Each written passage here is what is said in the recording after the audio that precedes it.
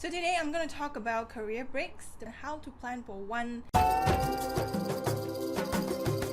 I'm currently on my second career break, which is from this year, from mid-March to May. My first career break was in 2013. It lasted a whole year. During that year, I took 4.5 months off to travel around the world. And for the rest of the time, I was just like traveling sporadically. And also for most of the last 3 months of that career break, I was looking for a job.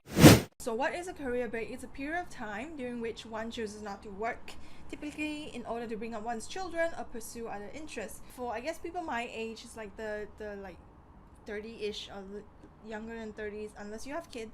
A career break would be one where most of the time it will be one where we take time off to travel. How to plan your own career break? I really recommend that you sit down and you think through it and get everything ready so that you feel less anxiety when you're on your career break, because the whole point of having a career break is just to chill a bit and you don't want to end up like more worried than you were when you were working. How to plan a career break? First thing first is that know that it's possible, because a lot of people tell me that my boss wouldn't let me go that long, or my job really needs me and stuff like that. I'm talking about career breaks where you take a break from your job, not just fully quit from it like a sabbatical and stuff.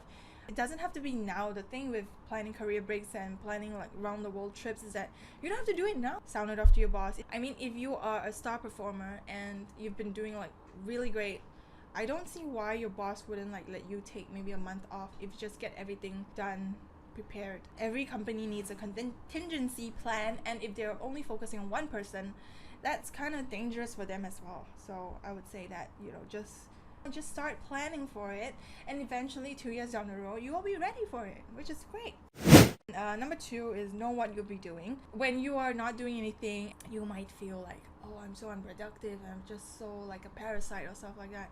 And it's good to have activities getting you going, getting your brain juices going, and getting or even your whole body going, because as human beings it would be nice to be just moving things forward instead of stagnating. So I don't want you to go on your career break to just stagnate and then do nothing, because eventually it's a bad story. It's a bad story to tell other people when they ask, what did you do on your career break? It's I just watched Netflix, so I just played a lot of video games, which is possible as well. So I would recommend that you don't do that. So have plans on what you want to do, pursue a new interest, or acting or mountain climbing or stuff like that.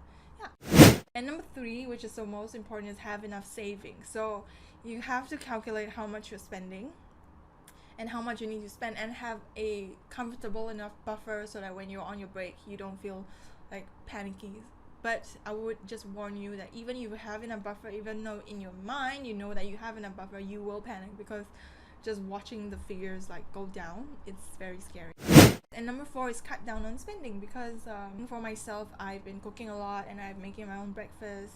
It helps like save a few dollars here and there. Yeah. How much does your dream trip cost? A lot of people, when they tell me that they want to go travel and they think, oh my god, I don't have the money. You think you don't have the money because you don't know how much it's gonna actually cost. So in this free course, it's a series of emails, and then there are like prompts every day, and just sort of like my tips to how to figure out how much it might cost for you to travel to a country.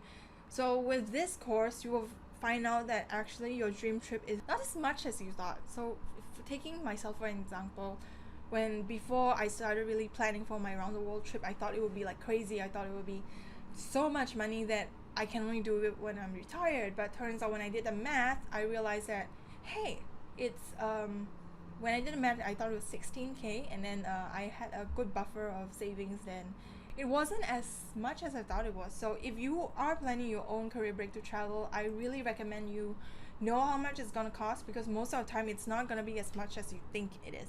But I know that there are some people whose like personality types aren't that like easy to let go. So it's okay for you. So whatever it is, just do whatever is most comfortable for you, okay? But don't be too comfortable.